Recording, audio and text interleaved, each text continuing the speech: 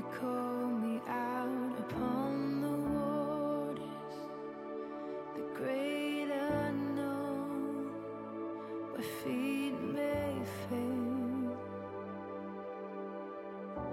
And there I find you in the mystery, in oceans deep, my faith will stand. And I will call upon your name and keep my eyes above the waves. When oceans rise, my soul will rest in your embrace, for I am yours. You are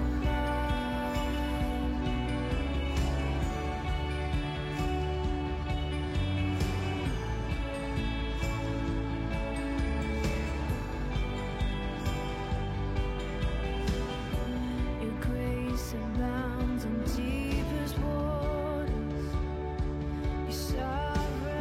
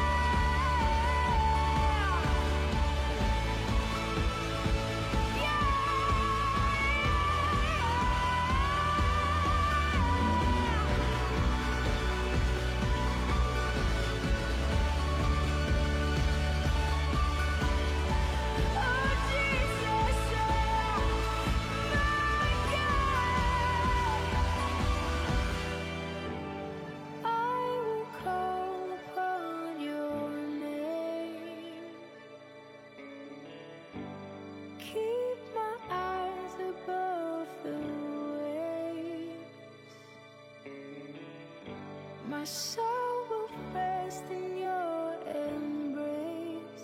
I am yours, and you are mine.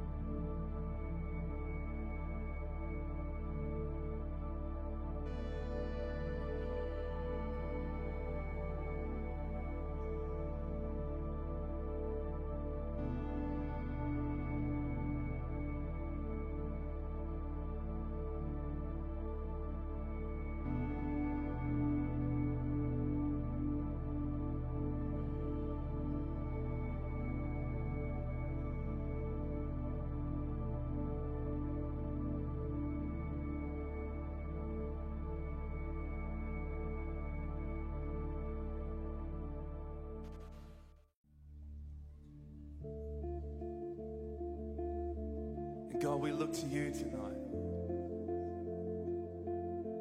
Above the singing, God, above the music, above the songs, let your name be lifted high, Jesus. Let your name be honored, God. And we commit all that we are to you, God, and everything that we do. And we reach towards you, Jesus.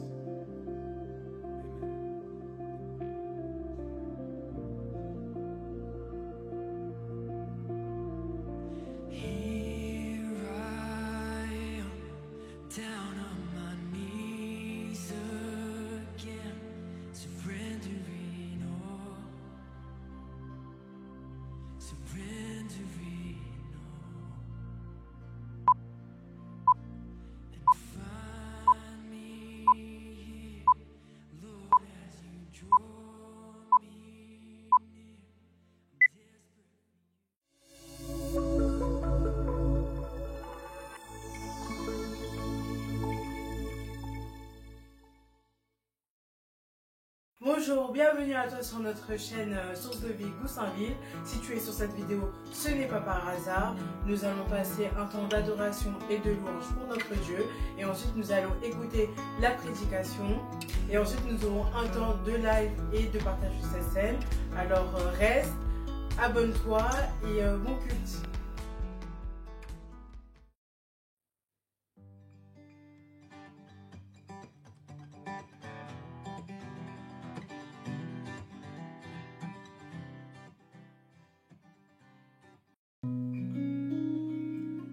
Bonjour à tous, on va encore louer l'Éternel ce matin, louer notre Dieu.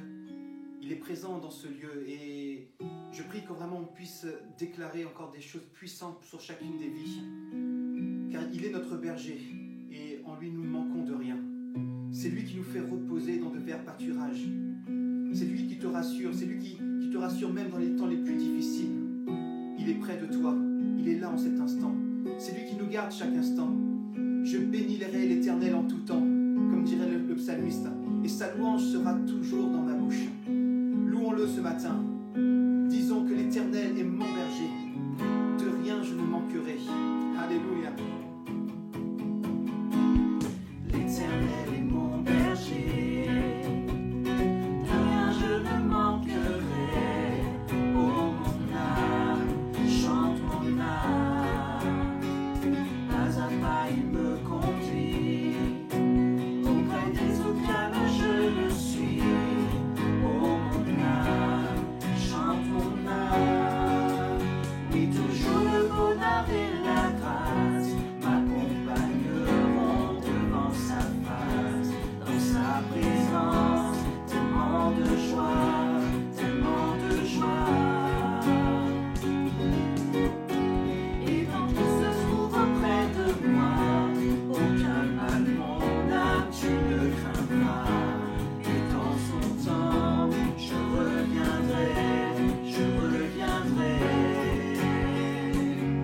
je traverse, Et si je traverse encore la vallée de l'ombre de la mort, oh mon âme, chante mon âme, puisqu'il m'aime le premier, non rien ne pourra me séparer de son amour, de son amour. Oui, toujours le bonheur et la grâce m'accompagneront devant sa face, dans sa présence, tellement de joie, tellement de joie. Et tant qu'il se trouve auprès de moi, aucun mal, mon âme, tu ne craindras.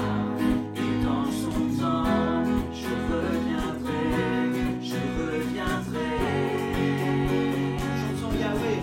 Yahweh, Yahweh, tu fais briller sur moi ton soleil. Yahweh, Yahweh, ta lumière éclaire mon sentier. Yahweh, Yahweh, ta parole éclaire mon sentier.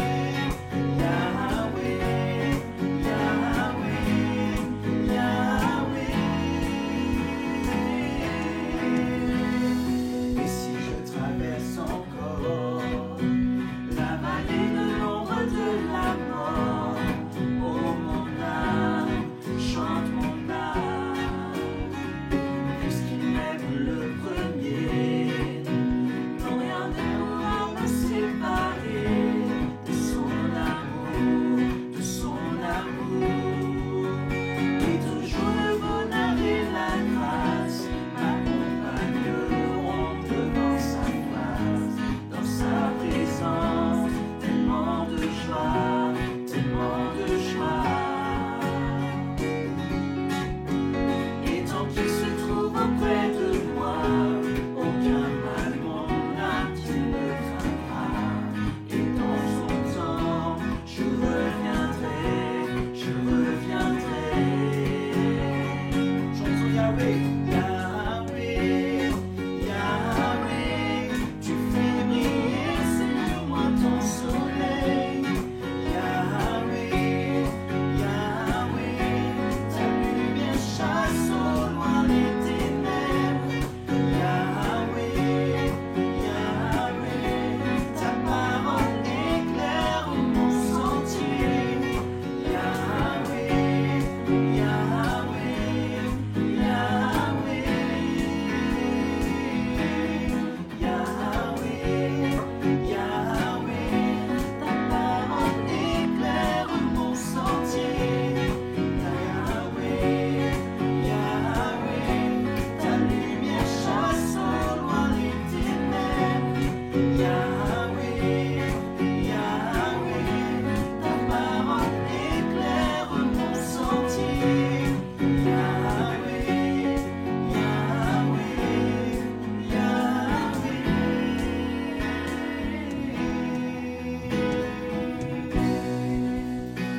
Alléluia. Oh Éternel, c'est toi, Seigneur mon Dieu, qui éclaire notre sentier. C'est toi, Seigneur mon Dieu, qui tient nos vies entre tes mains. Nous mettons, Seigneur, ce temps de louange, Seigneur, entre tes surmains, Seigneur, que tu sois élevé. Entends nos voix, Seigneur mon Dieu. Entends, Seigneur mon Dieu, les cœurs passionnés, Seigneur, qui n'ont qu'un seul désir, c'est de t'élever ce matin. Merci encore, mon Dieu, parce que tu es présent près de nous. Tu es présent parmi nous. Et nous savons, Seigneur mon Dieu, que l'association de prière, l'association, Seigneur, de louange, Seigneur mon Dieu, t'élève et t'honore. Nous croyons, Seigneur mon Dieu, que ce matin, c'est un temps, Seigneur mon Dieu, qui t'est consacré. Alors prends la place, oh mon Dieu. Prends la place, ô Éternel. Prends la place, Seigneur. Tu es notre ami, Seigneur. Tu es notre défenseur. Tu es notre conseiller. Je louerai l'Éternel en tout temps. Sa louange sera toujours sur ma bouche. Oui, Seigneur, merci encore pour ces moments. Que tout soit fait pour ta gloire. Non, rien n'est impossible à toi. Rien n'est impossible à toi, Seigneur. Dans le nom de Jésus, nous allons le déclarer ce matin. Alléluia. Amen. Amen, amen. Est-ce que tu peux prendre 2 secondes pour dire à celui qui est avec toi, ce matin, si tu as quelqu'un avec toi, ou peut-être tu peux envoyer un message à quelqu'un et tu lui dis ce matin, rien n'est impossible à Dieu. Dis-lui, non, rien n'est impossible à Dieu. Et c'est vrai, c'est une parole puissante. Rien ne peut stopper notre Dieu, rien ne peut l'arrêter. Et nous le disons ce matin, non, rien n'est impossible.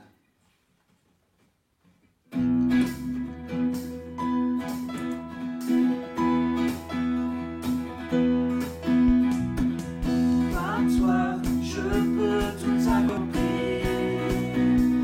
Je peux vraiment tout, car c'est toi qui me rends fort.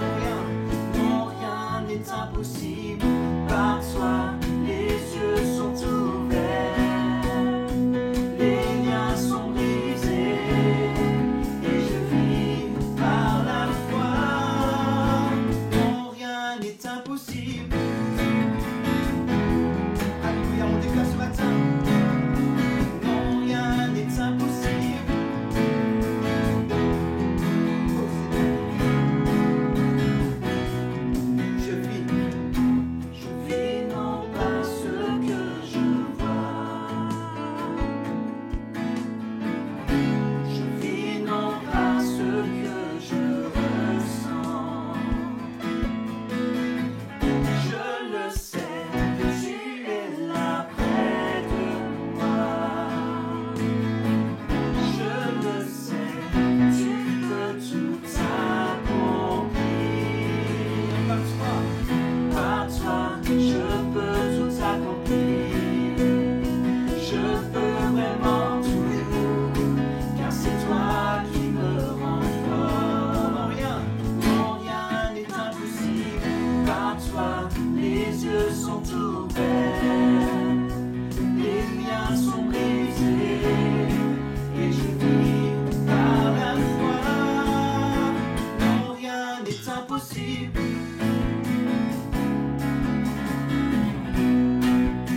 Non, rien n'est impossible. alléluia. On déclare encore, je vis. Je vis non pas ce que je vois. Je vis non pas ce que je ressens. Je le sais, tu es là près de moi. Je le sais, tu peux tout accomplir. Par toi, je peux tout accomplir. Je peux vraiment tout, car c'est toi qui me rends fort. Non, rien n'est impossible. Par toi, les yeux sont ouverts, les liens sont brisés, et je vis par la foi. Non, rien n'est impossible. On va déclarer que nous croyons que rien n'est impossible à notre Dieu.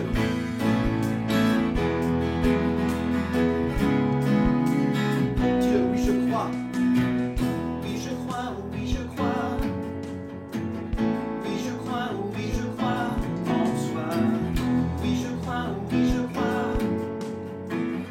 Oui, je crois, oui, je crois en toi. Oui, je crois, oui, je crois.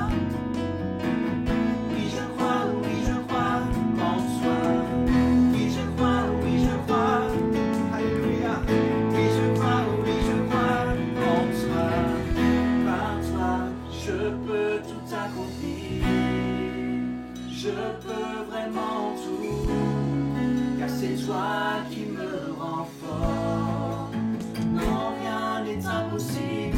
Par toi, les yeux sont ouverts, les liens sont brisés, et je vis par la foi.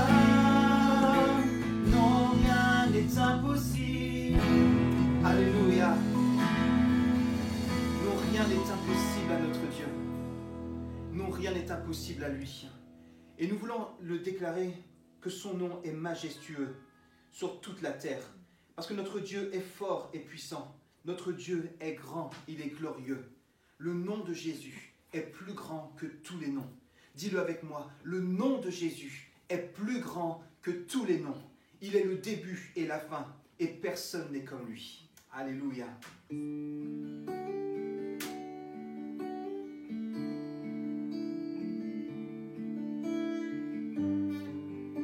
Alléluia, Seigneur mon Dieu. Ton nom est majestueux, Seigneur. Oh, ton nom est grand, Seigneur. Ton nom est fort et puissant.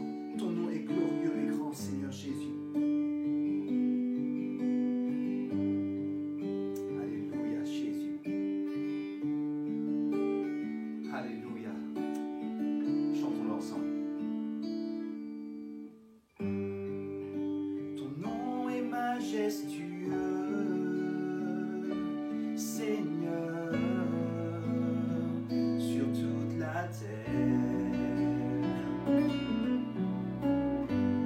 Ton nom est fort et puissant, ton nom est glorieux et grand. En lui nous sommes sauvés. Ton nom est majestueux, Seigneur. Ton nom est majestueux, Seigneur, sur toute la terre. Ton nom est fort et puissant, ton nom est glorieux et grand. En lui nous sommes sauvés. Le nom de Jésus, plus grand que tous les noms. Le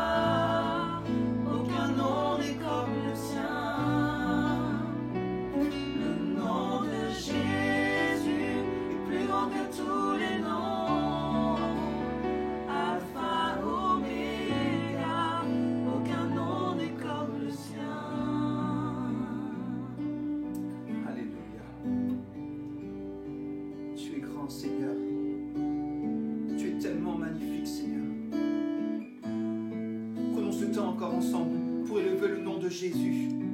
Le seul nom qui délivre, le seul nom qui sauve. C'est lui qui a vaincu la mort. Il domine sur la mort.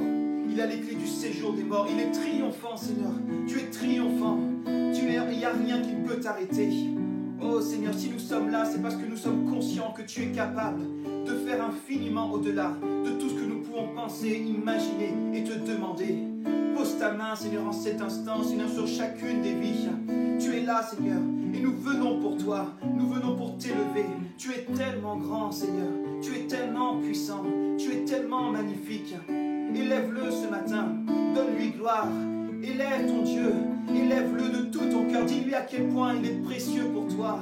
Dis-lui à quel point il a de l'importance pour toi. Que tu n'imagines pas ta vie sans lui. Je n'imagine pas ma vie sans mon Dieu. Je n'imagine pas ma vie sans sa présence. Alléluia. Sa présence est palpable dans ce lieu. Sa présence est maintenant dans ce lieu.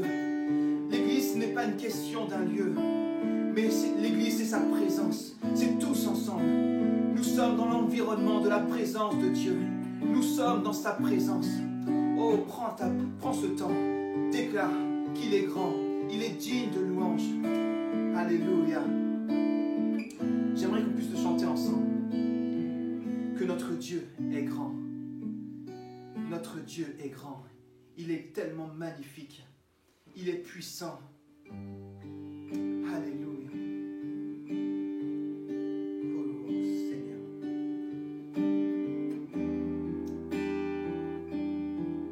Oh Seigneur, tu es magnifique, Seigneur.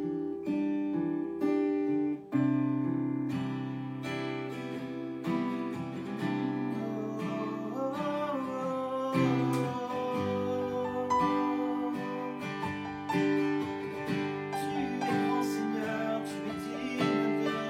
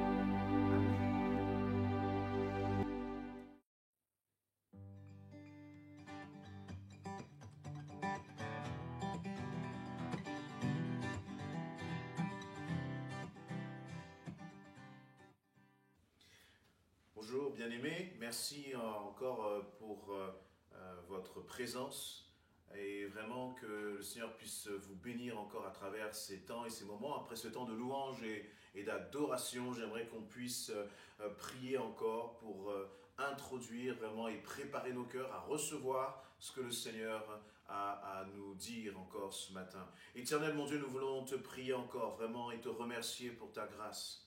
Te remercier pour ton message. Je te prie encore vraiment d'inspirer encore, Éternel mon Dieu. Je te prie, Seigneur, de toucher les cœurs, Seigneur, afin que cette parole puisse transformer notre quotidien, transformer nos mentalités, transformer nos cœurs, Seigneur, et nous aligner avec ta volonté. Éternel mon Dieu, vraiment que cette parole puisse encourager, relever, exhorter ton Église, Éternel Seigneur. Et nous voulons avoir un cœur ouvert devant toi, prêt à recevoir ce que tu as à nous dire. Dans le nom précieux de Jésus-Christ. Amen. Voilà, je voudrais vous partager avec vous ce matin une pensée que j'ai intitulée « L'Église combattante », l'Église triomphante. Voilà, nous sommes dans un temps, dans un moment où nous traversons des temps difficiles à travers cette question de pandémie qui touche vraiment toutes les nations. Eh bien, l'Église aussi est impactée, directement touchée dans sa chair. Et il y a très certainement quelque chose que le Seigneur veut nous dire à travers cela. Et j'aimerais déjà vous rappeler que l'Église n'a jamais été exempte de persécution. L'Église n'a jamais été isolée comme protégée de la persécution. Mais dès le livre des Actes, au contraire, on voit vraiment que l'Église a toujours été l'objet d'attaque. Elle a toujours été l'objet de persécution et d'opposition de la part de l'ennemi de nos âmes. Vous voyez, je crois que Satan n'attaque pas une Église endormie. Mais au contraire, plus l'Église est réveillée, plus l'Église est debout et plus Satan va essayer de s'y opposer. Et c'est donc important pour nous dans ce temps, dans cette période que nous traversons, eh bien, de voir ce que le Seigneur dit à l'Église persécutée, ce que le Seigneur dit à l'Église qui est éprouvée, l'Église vraiment qui passe par des attaques. Et bien sûr, j'aimerais aussi quand même, lorsque je parle de persécution, avoir une pensée pour toutes ces églises qui sont dans des pays où l'évangile n'est pas accepté, où l'évangile où on peut mourir pour le nom de Jésus-Christ. Ce n'est pas encore notre cas, mais la Bible dit que dans les derniers temps, eh bien, ce sont des choses que nous vivrons. Et il est bon de se préparer. Il est bon d'être des chrétiens enracinés et solidement attachés à Jésus-Christ. Mon premier point que je voudrais aborder avec vous, c'est, mon frère, ma sœur, c'est réalise que l'Église est vraiment la cible du diable. Réalise que l'Église est la cible du diable. C'est mon premier point. Vous voyez, lorsque l'on lit le livre des Actes, il y a tellement de passages qui nous montrent que vraiment à chaque fois, systématiquement, l'Église faisait l'objet de persécutions. Le livre des Actes est un livre assez particulier puisqu'il arrive après la résurrection de Jésus-Christ. Jésus-Christ va partir et laisser ses disciples et leur annoncer cette promesse du baptême dans le Saint-Esprit qui serait revêtu de la puissance du Saint-Esprit. Et Jésus leur avait donné cette mission d'aller et d'annoncer l'Évangile. Et bien sûr, eh bien, au temps de la Pentecôte, ils vont vivre cette expérience extraordinaire du baptême dans le Saint-Esprit. Des miracles, des prodiges vont commencer à se manifester à travers la vie des disciples. Mais tout cela ne va pas se faire sans des persécutions, sans des oppositions franches de la part du diable à l'égard et contre l'Église.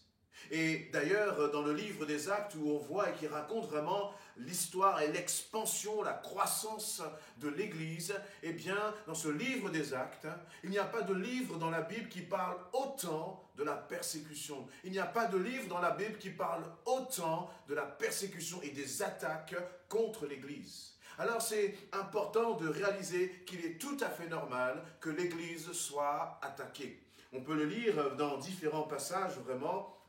Je vous donnerai ces quelques passages que vous pourrez lire aussi par vous-même, que ce soit dans Actes chapitre 4, versets 17 et 18, Acte 5, versets 18 à 40, Acte 7, 58, Acte 12, 2, Acte 16, 20 et encore bien d'autres, l'Église est attaquée. Et justement, je voudrais que nous puissions nous focaliser sur un moment précis de la vie de l'Église, justement, de cette Église apostolique. Et ça va être mon passage clé ce matin dans Actes chapitre 12. Actes chapitre 12, et je vais lire à partir du verset 1, où il nous est dit ceci, Actes chapitre 12, verset 1. Vers le même temps, le roi Hérode se mit à maltraiter quelques membres de l'Église, et il fit mourir par l'épée Jacques, frère de Jean. Voyant que cela était agréable aux Juifs, il fit encore arrêter Pierre, et c'était pendant les jours des pains sans levain. Après l'avoir saisi et jeté en prison, il le mit sous la garde de 4 escouades, de 4 soldats chacune, avec l'intention de le faire comparaître devant le peuple après la Pâque. Pierre donc était gardé dans la prison, et l'Église ne cessait d'adresser pour lui des prières à Dieu. La nuit qui précéda le jour où Hérode allait le faire comparaître, Pierre, lié de 2 chaînes, dormait entre 2 soldats, et des sentinelles devant la porte gardaient la prison. Et voici, un ange du Seigneur survint, et une lumière brilla dans la prison. L'ange réveilla Pierre en le frappant au côté et en disant « Lève-toi promptement !» Les chaînes tombèrent de ses mains. Et l'ange lui dit « Mets ta ceinture et tes sandales. » Et il fit ainsi. L'ange lui dit encore « Enveloppe-toi de ton manteau et suis-moi. » Pierre sortit et le suivit, ne sachant pas que ce qui se faisait par l'ange fut réel et s'imaginant avoir une vision. Lorsqu'ils eurent passé la première garde, puis la seconde, ils arrivèrent à la porte de fer qui mène à la ville et qui s'ouvrit d'elle-même devant eux. Ils sortirent et s'avancèrent dans une rue. Aussitôt, l'ange quitta Pierre. Revenu à lui-même, Pierre dit « Je vois maintenant d'une manière certaine que le Seigneur m'a envoyé son ange et qu'il m'a délivré de la main d'Hérode et de tout ce que le peuple juif attendait. » Après avoir réfléchi, au verset 12, après avoir réfléchi, il se dirigea vers la maison de Marie, mère de Jean, surnommée Marc, où beaucoup de personnes étaient réunies et priaient. Il frappa à la porte du vestibule, et une servante nommée Rhode s'approcha pour écouter. Elle reconnut la voix de Pierre, et dans sa joie, au lieu d'ouvrir la porte, elle courut annoncer que Pierre était devant la porte, et lui dire « Tu es folle !» Mais elle affirma que la chose était ainsi, et ils dirent « C'est son ange !» Cependant, Pierre continuait à frapper.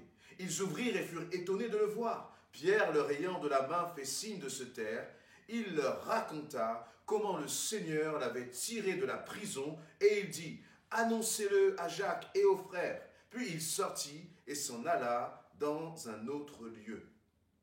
Et je voudrais passer juste au verset 24. « Cependant, la parole de Dieu se répandait de plus en plus, et le nombre des disciples augmentait. » Amen. Amen.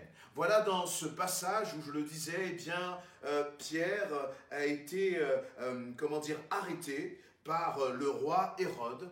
Et ce même roi, juste avant, il nous est précisé, eh bien, que Jacques, le frère de Jean, avait été tué par l'épée par ce roi Hérode. Il y avait donc une atmosphère de menace contre l'Église. Il y avait vraiment cette atmosphère de persécution et d'épreuve contre l'Église. Et nous revoyons vraiment, comme je disais tout à l'heure, vraiment tout le livre des Actes est jalonné en fait de cette atmosphère de menace, de cette atmosphère d'oppression et de pression qui régnait contre l'Église. Et dans ce temps particulier de Actes chapitre 12, eh bien, il nous est dit que Jacques venait d'être assassiné par l'épée à cause du nom de Jésus-Christ. Et cet acte avait été commandité par le roi Hérode. Et puis, voyant même que cela réjouissait le peuple, voyant que le peuple était réjoui par la mort de Jacques, eh bien, Hérode a fait emprisonner Pierre. Il a fait emprisonner Pierre. Et c'est mon premier point ce matin, c'est réalise que vraiment l'Église est la cible du diable. Ce que nous vivons actuellement, lorsque nous avons passé vraiment un mois extrêmement difficile, parce que nous avons des frères et des sœurs qui sont retournés vers le Père. Nous avons des frères et des sœurs qui sont là sur les lits d'hôpitaux en train de souffrir à cause de ce virus. Et on peut, dans ces situations, se poser beaucoup de questions. Mais Seigneur, pourquoi? Mais Seigneur, qu'est-ce qui se passe? Et pourquoi nous, Seigneur? Pourquoi ma famille éternelle, mon Dieu? Et lorsque nous nous posons ces questions, je crois que nous oublions une chose. C'est que l'Église est amenée à être attaquée. L'Église est amenée à être persécutée. Parce que là, au dehors, il y a un lion qui est là comme rôdant, cherchant qui égorger, cherchant qui détruire dans l'Église. Et bien sûr, nous pourrions nous dire, oui, mais nous prions et rien ne peut arriver à l'Église, rien ne peut arriver aux frères et sœurs. Mais ce n'est pas la réalité. La réalité, c'est que cette Église apostolique était une Église vraiment remplie du Saint-Esprit. Il y avait vraiment des manifestations, des prodiges et des miracles qui s'accomplissaient. Il nous disait que même lorsque Pierre marchait simplement avec son ombre, les hommes et les femmes qui étaient couverts par l'ombre de Pierre étaient guéris. Il y avait vraiment donc une atmosphère de puissance, des manifestations prodigieuses du Saint-Esprit. Et malgré cela, il nous est dit dans Acte 12, au verset 1 que j'ai lu tout à l'heure, que le frère Jacques a été tué, assassiné, malgré les prières, malgré la puissance du Saint-Esprit, malgré une église qui marchait dans l'obéissance et dans la consécration. Cela n'a pas empêché qu'il y a eu cette opposition. Et voyez, bien souvent, nous en sommes conscients. Nous sommes conscients que l'Église est attaquée. Nous sommes conscients de cela, sauf que lorsque nous sommes touchés dans notre chair, nous commençons à remettre parfois tout en question. Alors que je voudrais vraiment vous encourager en vous disant, mais c'est normal que l'Église soit attaquée. L'Église endormie ne sera pas attaquée. Mais l'Église qui est réveillée, l'Église qui vraiment est consacrée, eh bien, c'est cette Église-là qui sera attaquée. Et je ne parle pas personnellement uniquement de notre Église, l'Église de Goussainville, mais je veux dire vraiment l'Église comme étant l'ensemble de ceux qui ont donné leur vie à Jésus-Christ et qui marchent vraiment dans la consécration, qui marchent dans l'attachement à Christ. Eh bien, ceux-là, nous serons l'objet des attaques de l'ennemi. Et donc, lorsque cela arrive, n'ayons pas peur, ne remettons pas tout en question, mais vraiment tournons nos regards vers le Seigneur. Voyez, je crois même que si tu es attaqué, c'est que très certainement tu es sur le bon chemin. Parce que l'ennemi ne va pas attaquer une église qui est endormie. Satan ne va pas attaquer une église en fait qui est, qui n'a aucun pouvoir, aucune autorité. Mais il va s'opposer à une église qui manifeste la puissance du Saint-Esprit. L'Église est la cible du diable. Tu es la cible du diable. Je suis la cible du diable. Mais soyons rassurés dans tout cela. Voyez, soyons rassurés. Parce que vraiment, il nous est dit que, même si l'Église est attaquée, Jésus va dire que c'est lui qui bâtit l'Église. C'est lui qui en est le maître, c'est lui qui en est à la tête. Et lui, Jésus-Christ, il a vaincu les dominations, il a vaincu les autorités, il les a livrées publiquement en spectacle. Donc même si nous savons que nous sommes la cible du diable, nous n'avons pas de crainte à avoir. Nous n'avons pas de crainte à avoir. Jésus va dire que les portes de l'enfer ne prévaudront point contre l'Église. C'est-à-dire que les portes de l'enfer n'a aucune puissance, n'a aucune autorité sur l'Église. Et que tout ce qui se passe dans l'Église, Dieu le permet. Dieu le permet. Il n'est pas pris au dépourvu. Notre Père n'est pas désarçonné. Voyez, nous, lorsque les choses ne se passent pas comme nous l'avions prévu, lorsque les choses commencent à nous échapper, eh bien nous sommes comme un peu ces personnes qui ont perdu leur boussole, qui sont comme sans GPS, et nous sommes un peu perdus. Mais laisse-moi te dire que nous n'avons pas de raison de nous sentir comme des orphelins. Dieu est au contrôle.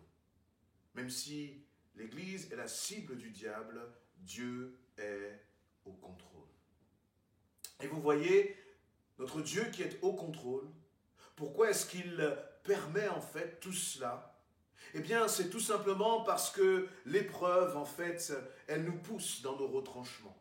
Vous voyez, par exemple, dans Actes chapitre 8, les versets 1 et 2, c'est à partir de cette persécution, alors que les chrétiens là sont à Jérusalem et que vraiment ils sont enseignés, reçoivent les enseignements des disciples, c'est à partir de ce moment-là qu'il y a cette persécution et que la bonne nouvelle se répand au-delà de Jérusalem. À cause de la persécution, eh bien, les chrétiens ont dû se disperser.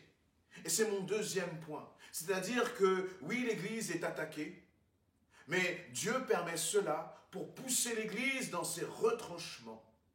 Et même parfois que l'Église accomplisse la volonté de Dieu à travers les épreuves. Vous voyez, parfois l'Église a besoin d'être un peu bousculée.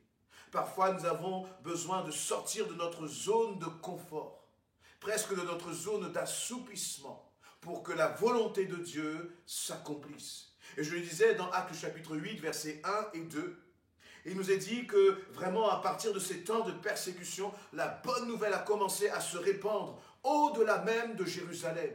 Et on voit bien que, eh bien, à travers cette persécution, c'est Acte 1:8 qui s'accomplit, où il nous avait été dit que, eh bien, le Seigneur avait dit, vous recevrez une puissance, une force. Le Saint-Esprit descendra sur, quand le Saint-Esprit descendra sur vous, vous serez alors mes témoins à Jérusalem. Premier point, dans toute la Judée, la Samarie, et jusqu'au bout du monde, jusqu'aux extrémités de la terre. Et vous voyez, dans un premier temps, eh bien, les disciples baptisés du Saint-Esprit vont commencer à prêcher. Le jour de la Pentecôte, plus de 3000 âmes vont se donner à Christ, mais ils vont rester toujours à Jérusalem. Et c'est suite à cette première persécution dans Acte 8, versets 1 et 2, que les disciples vont commencer à se disperser. Et que là, ce que Jésus leur avait annoncé, c'est à partir de ce moment-là qu'ils vont commencer à aller au-delà de la Judée, au-delà de la Samarie. Et donc c'est à travers l'épreuve, poussée dans ses retranchements, que l'Église va commencer à vraiment manifester la gloire de Dieu, que la promesse, la prophétie que Jésus avait annoncée va s'accomplir. Et c'est à travers vraiment ces situations où on est poussé dans nos retranchements. Et c'est ce que nous vivons chacun pour notre part. Vous voyez, quand les choses commencent à nous échapper, nous revenons chacun à beaucoup d'humilité. Nous réalisons chacun que, en fait, nous ne maîtrisons pas tant que ça notre lendemain. Bien sûr, nous savons, et la parole de Dieu le dit, et nous le récitons souvent, que, que notre lendemain ne nous appartient pas. Mais lorsque de telles choses arrivent, telles que ce virus qui est en train de frapper vraiment toutes les nations, eh bien l'homme prend du recul. Nous sommes brisés dans notre orgueil. Nous revenons vraiment à beaucoup d'humilité. Lorsque nous commençons à réaliser que quelque chose, un ennemi que nous ne voyons pas, est capable de nous atteindre à un tel point, c'est à ce moment-là, poussé dans nos retranchements, que l'Église commence à crier à l'Éternel. C'est à ce moment-là que nous commençons à grandir dans l'humilité, que nous commençons à réaliser, Seigneur, nous avons tellement besoin de toi. C'est à ce moment-là, c'est dans des situations comme celle-là, que nous commençons à réaliser le prix du souffle de vie que le Seigneur nous donne. Quelle grâce, quelle grâce. Mais combien de fois nous avons été parfois comme négligents, manque de reconnaissance à l'égard de notre Dieu. Et de telles situations nous ramènent à ces réalités-là. C'est que nous sommes tellement dépendants de notre Dieu, que nous ne maîtrisons pas nos vies, mais que nos vies lui appartiennent entièrement, totalement. C'est lui qui en est le seul maître, c'est lui qui en est souverain, qui en décide le début et qui en décide aussi la fin. Et ce qui est aussi bon, c'est de réaliser que dans ces temps-là, le Saint-Esprit manifeste sa puissance à travers nos vies. Mais Jésus aussi avait dit qu'il était avantageux pour lui qu'il s'en aille dans Jean chapitre 16, verset 7. C'était avantageux pour lui, pour nous, que Jésus s'en aille, parce que s'il ne s'en va pas, le consolateur ne viendra pas. Et vous voyez, on réalise pleinement pourquoi, eh bien, avec la venue du Saint-Esprit en puissance, eh bien, il y a aussi cette dimension de consolation. Puissance et consolation. Pourquoi? Eh bien, pourquoi cette dimension de consolation? Très simplement parce que Jésus savait que nous ferions l'objet de persécution, que nous ferions l'objet d'attaques de l'ennemi et que nous aurions besoin vraiment de tout le réconfort, de tout le soutien, de toute la consolation que seul le Saint-Esprit est capable d'apporter. Même si l'Église est poussée parfois dans ses retranchements, le Saint-Esprit est là, il console et il relève. Amen. Il te console et le Saint-Esprit te relève. Et vraiment dans cette dimension justement où nous sommes poussés dans nos retranchements, ce que je remarque, c'est que, vous voyez, dans ce passage-là où Pierre, eh bien, finalement est arrêté par le roi Hérode, après que son frère, son frère en Christ, Jacques, ait été tué, quel sentiment il devait y avoir dans le cœur de Pierre? Très certainement des sentiments de tristesse, parce qu'il savait que Jacques venait d'être assassiné. Et en même temps, Pierre était là pour le nom de Jésus-Christ. Et le Seigneur, eh bien, va intervenir puissamment, d'une façon miraculeuse et prodigieuse, en envoyant un ange qui va libérer Pierre de la prison. Et ce qui est intéressant, c'est de voir l'attitude de l'Église en ce moment-là. Il nous est dit que, au verset 5, Actes chapitre 12, verset 5, que lorsque Pierre était gardé dans la prison, l'Église ne cessait d'adresser pour lui des prières à Dieu. Et vraiment, c'est extrêmement important, cette attitude de l'Église combattante. L'Église, elle vit dans la persécution.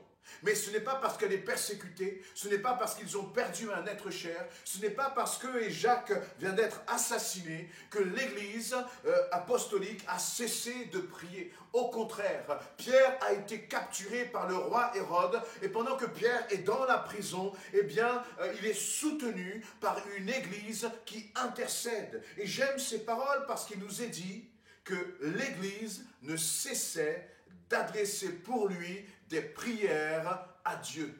Vous voyez, ils ne cessaient d'adresser, ils ne cessaient de prier. Ils étaient dans la persévérance, ils étaient dans l'intercession. Une église qui se tient à la brèche, qui ne regarde pas aux circonstances. Et pourtant qui très certainement pleurèrent la mort de leur frère Jacques. Mais leurs pleurs et leurs souffrances de la séparation ne les ont jamais empêchés de continuer de prier, de continuer d'intercéder, de continuer de placer leur espérance et leur foi en Dieu. Ils adressaient des prières à Dieu.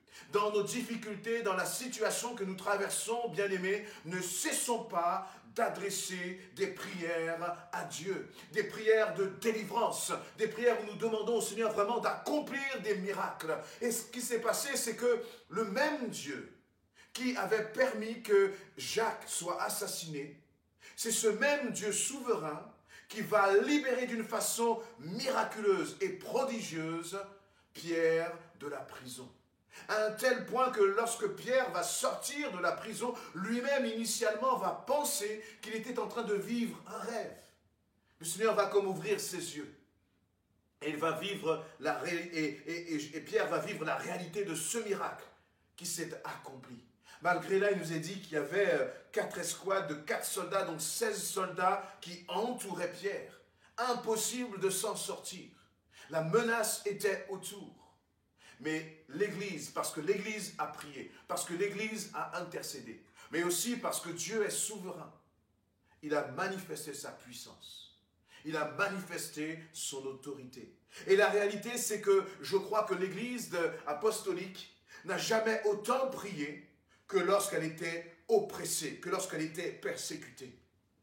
Et c'est le troisième point que je voudrais aborder avec vous là, c'est vraiment l'épreuve pousse à la consécration.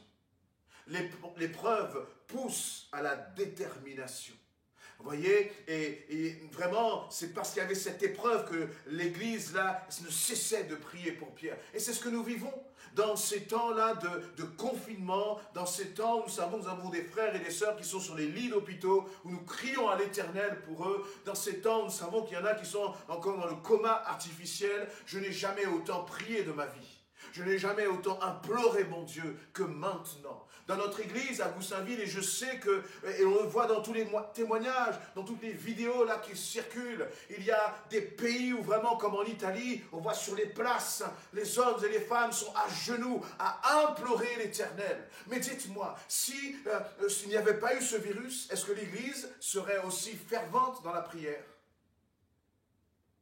C'est cette situation qui sort l'Église de son assoupissement. C'est malheureux, mais c'est cette situation qui nous fait revenir à l'essentiel.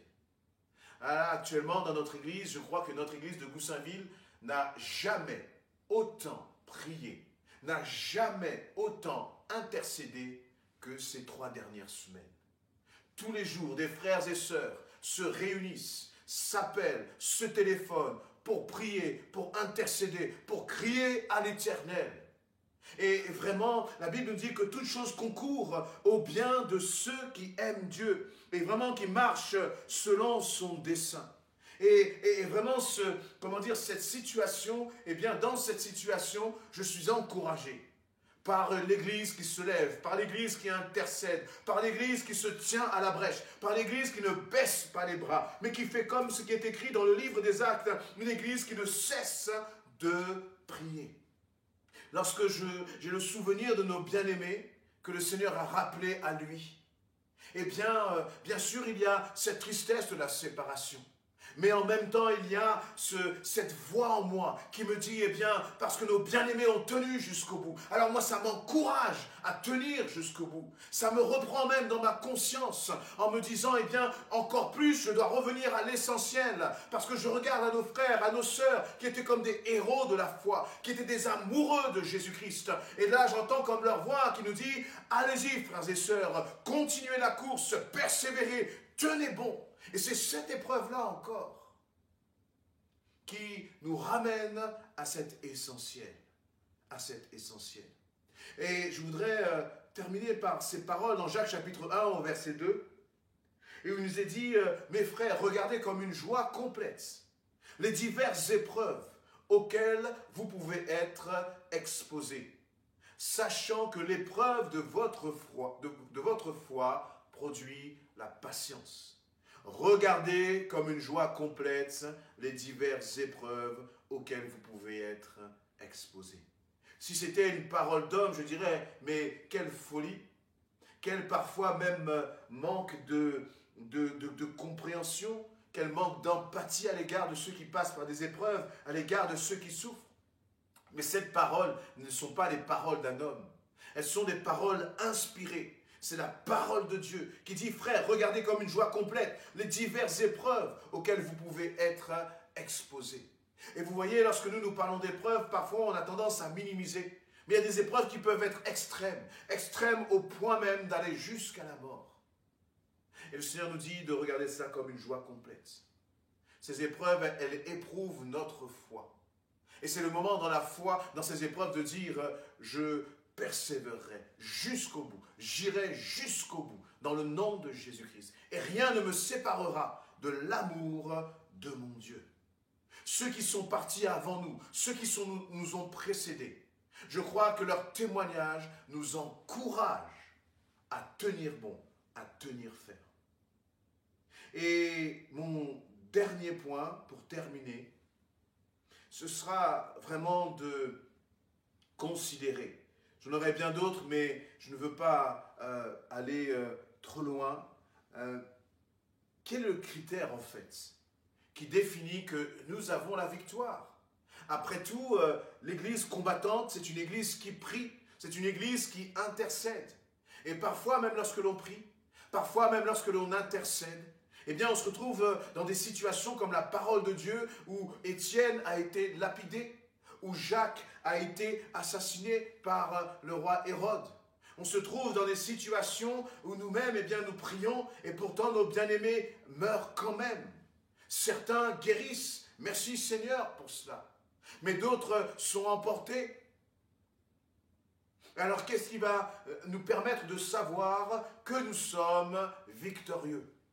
Eh bien, dans ce verset, il nous est dit, voyez, dans Marc chapitre 16, c'est que les disciples donc s'en allèrent partout, Marc chapitre 16 au verset 20, le Seigneur travaillait avec eux, donc avec les disciples, et il confirmait la parole par les miracles qui l'accompagnaient.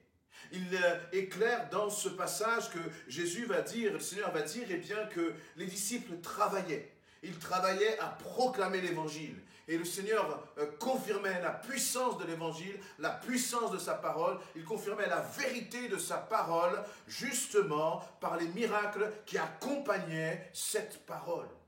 Jésus ne guérit pas simplement pour guérir. Le Saint-Esprit ne guérit pas simplement pour guérir. Le Saint-Esprit guérit afin que vraiment la bonne nouvelle de l'évangile soit annoncée et accompagnée de puissance.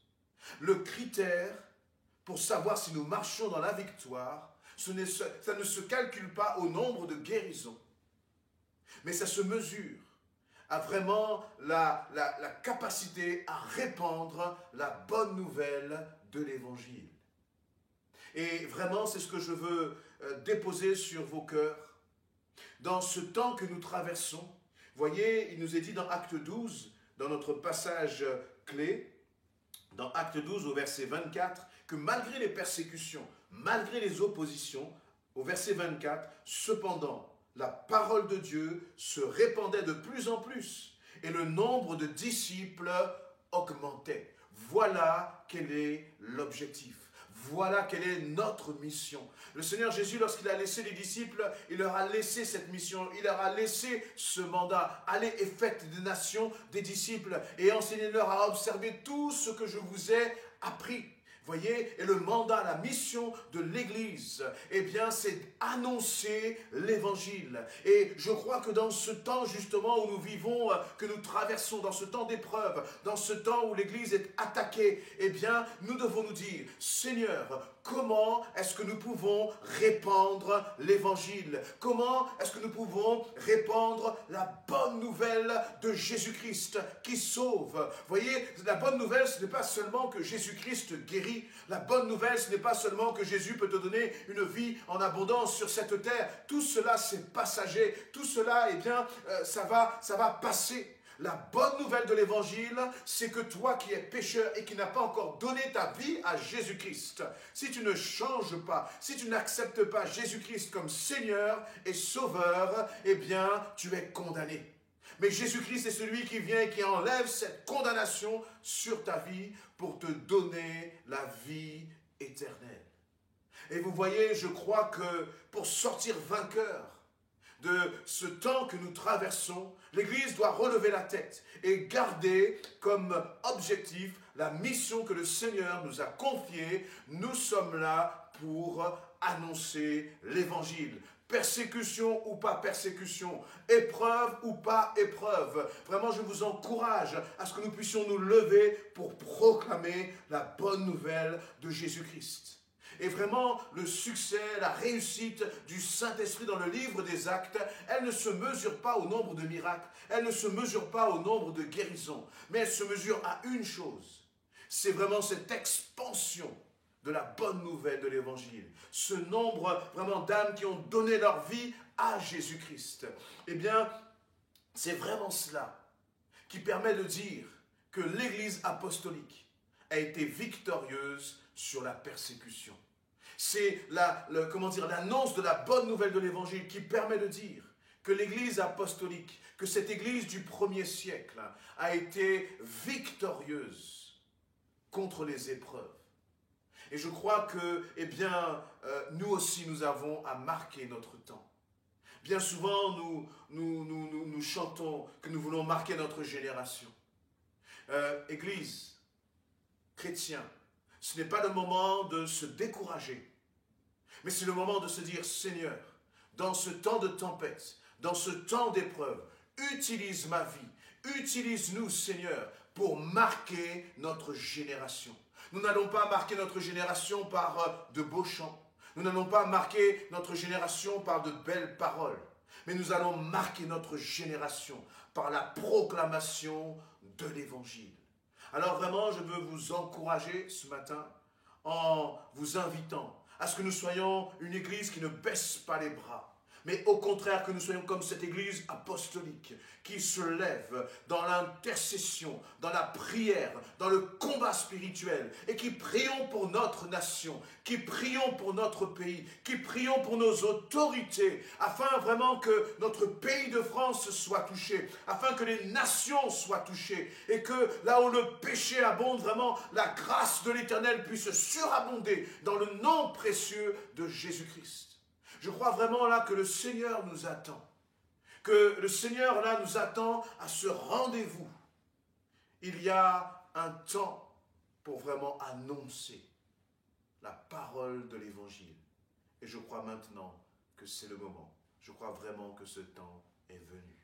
Je vous invite à ce qu'on puisse fermer les yeux et prier quelques minutes ensemble.